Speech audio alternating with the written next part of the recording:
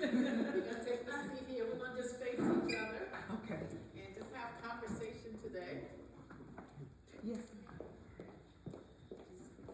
Take these fine. And Kim, these are for you when you get on. I'll just leave them here, okay, those are for you. So Mishonda Fisher, soror, Delta Sigma Theta, Yes. sorority incorporated, any other deltas in the room? Oh, okay. I'm feeling you. Welcome, welcome home. You're from, there's a microphone for you too. Okay, I don't know if you Yes. Okay, that's good. So tell us where you're from and tell us what you do. Okay. So I am from Waxhaw, North Carolina. I don't know if you all have heard of that little town.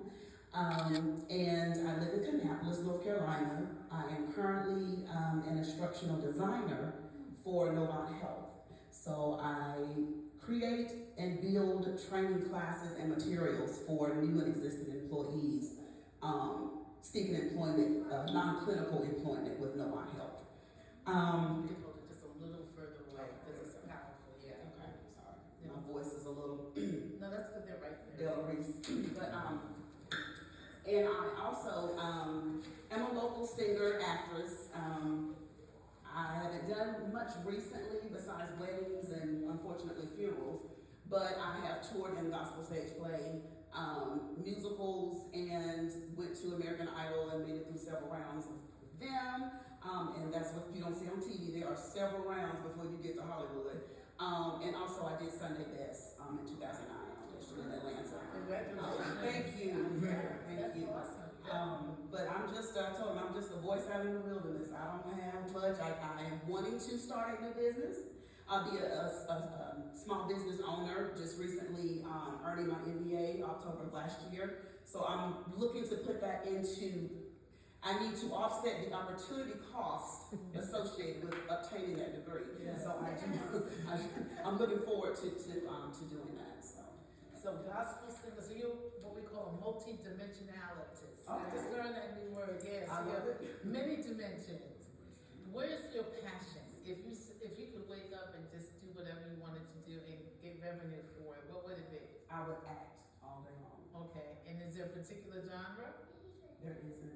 Okay, did you study acting? I did not study acting. Okay, so it's natural for you. Yes. I think it's in the family. I think you Okay. just like the stage Yes. and the microphones and the lights.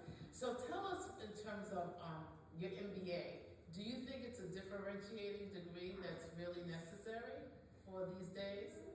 I do.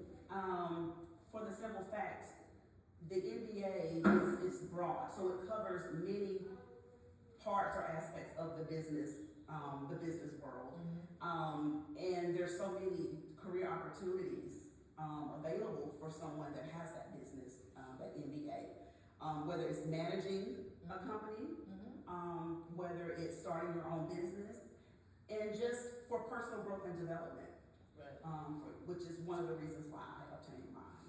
So what have you learned from Novant Health that you feel will take you to your next stage, whether it's in acting or creating a business for maybe professionals who are actors? What do you think you learned? What were lessons you learned in terms of leadership and development? Listening to the employees, the team members, and using process improvement models to make things better, make processes better, workflows better. Also interpersonal skills while I'm working there, how to interact with others, being more of a proactive, or approaching things more from a proactive versus reactive measure. But I think I've learned to focus on interpersonal development, how important interpersonal skills are, as well as developing leadership skills. So now are you also obtaining that data as you're doing these things? Are you keeping track of kind of like how many employees are helped and how they're helped, in terms of the processes and the methodologies? So I haven't been, because that's above the pay scale right now. So But that is being taken. Yes, it is. Because that's going to be important as you start your business, just kind of being able to measure. Through KPIs. Yeah, definitely. So tell us in terms of like, what's a normal day for you in terms of working, and then what do you envision calling your first business that you've been thinking about? Okay.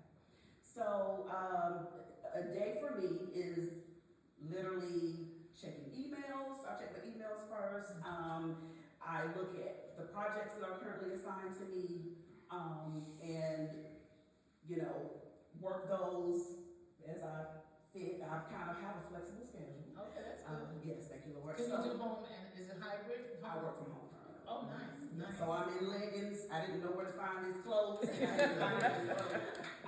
Yeah.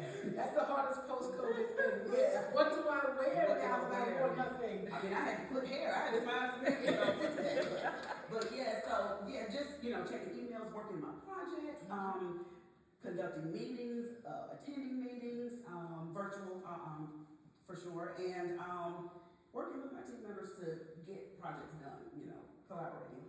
So we have a collaboration that could possibly happen because we do, for business people, we do a busy, it's called Selah by the Sea. Selah is a biblical word that means pause and stop.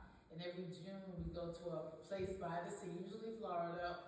Next year we're going to Nassau, where we help people to just stop so that you can regroup and really rest. So I've learned that restoration starts with the word rest, you know. Vacation starts with the word vacate. And a lot of times we do these staycations, which I just do not advocate for because you're in the same environment that made you go crazy anyway, you know. So about vacation, and the word recreation means recreation. So that God can pour back into you that which you've expended. So we do a mental health wellness, it's a faith-based wellness retreat.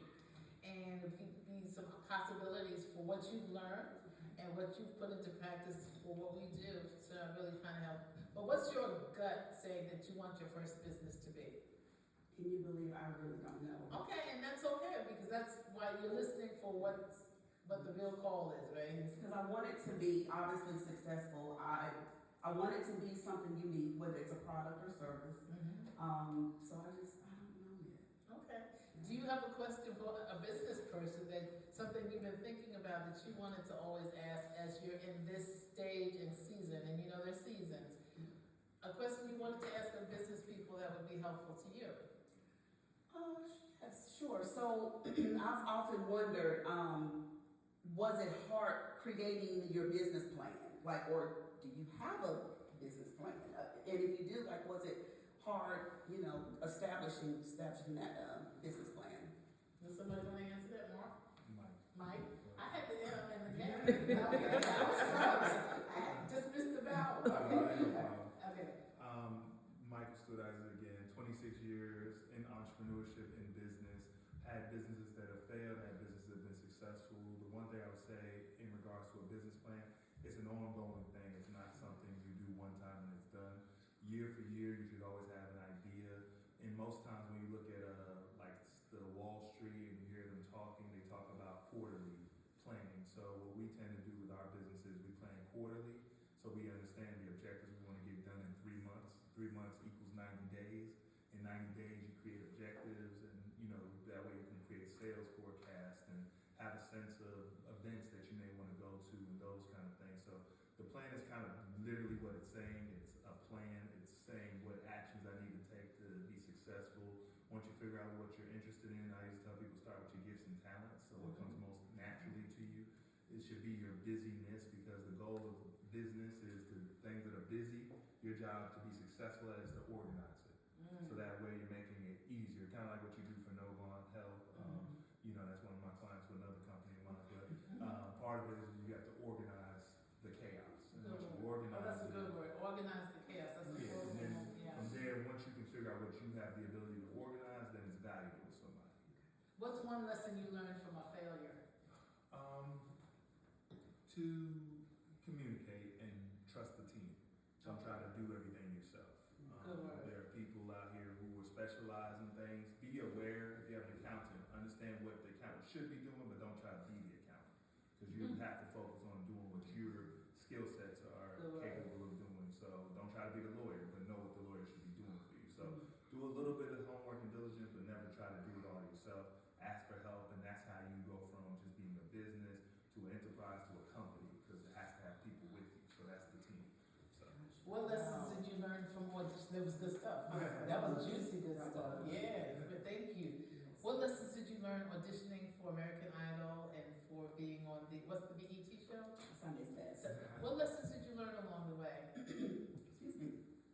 Well, one lesson that I learned was patience.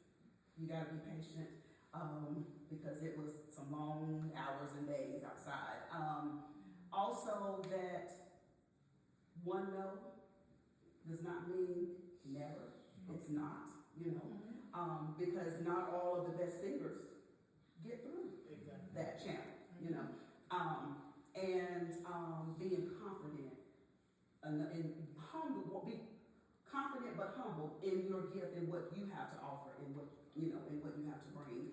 And also, they had a lot of opportunities for organization because they were late. Sunday's best, they were late. Get started. They were really on CP time. Yes, they were. They were. Kurt Franklin was very late. And we, you know, just like the young man was saying, organizing the chaos, because it was a lot of chaos. It was more chaotic there than it was at American Idol. So those are some lessons for business right there. You know, everything you said are lessons for business that you can remember. You can even start doing a small article, and posting it on LinkedIn. Are you on LinkedIn? You know, just kind of lessons that I learned along the way, or what I learned not to do, or what I learned to do, because your writing also puts you in a place with other people who have mindsets similar to yours. But you just stated some lessons for business. Wow. You know, punctuality, you know, organizing chaos, you know, all of that are lessons in business. And so you're well on your way. So you're going to start out as a solopreneur? Okay, yes. Okay. Okay. That sounds good to me. That's good. That sounds good to me. Okay. All right. Well, we appreciate you coming today, and Thank please you. stay with us, and we thank you for your support. Absolutely. You know? All right. I was so nervous, y'all. I couldn't eat. You did. But thank you so much. You're welcome. Thank you. Thank you.